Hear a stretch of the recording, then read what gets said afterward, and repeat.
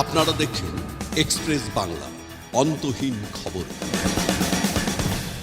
প্রতিবন্ধী পুনর্বাসনে জোর। এনআইএলডি পরিদর্শনে এলেন কেন্দ্রীয় মন্ত্রী বীরেন্দ্র কুমার। সোমবার 25শে মে বনহুগলির national institute for locomotor disabilities পরিদর্শন করেন কেন্দ্রীয় মন্ত্রী বীরেন্দ্র কুমার। এদিন কেন্দ্রের বিভিন্ন বিভাগ ঘুরে দেখেন তিনি এবং সংস্থার পরিকাঠামো, চিকিৎসা পরিষেবা ও পুনর্বাসন সংক্রান্ত কাজের অগ্রগতি সম্পর্কে বিস্তারিত খোঁজখবর নেন। পরিদর্শনের সময় কেন্দ্রীয় মন্ত্রী ভর্তি থাকা রোগীদের সাথে কথা বলেন এবং তাদের চিকিৎসা এবং পরিষেবা সংক্রান্ত অভিজ্ঞতার কথা শোনেন। পাশাপাশি চিকিৎসক, আধিকারিক ও কর্মীদের সাথে বৈঠক করেন তিনি।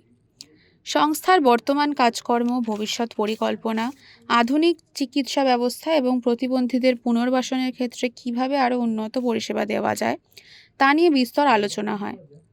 এই দিন বিভিন্ন মন্ত্রী বিভাগে গিয়ে চিকিৎসা এবং প্রশিক্ষণ সংক্রান্ত ব্যবস্থাও খতিয়ে দেখেন তিনি।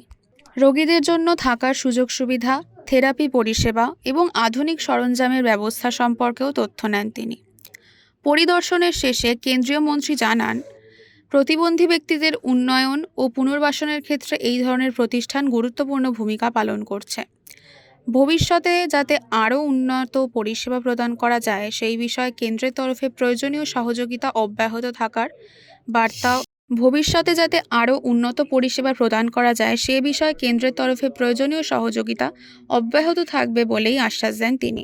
শেলী মণ্ডলের সাথে শতাক্ষী মণ্ডলের রিপোর্ট, এক্সপ্রেস বাংলা।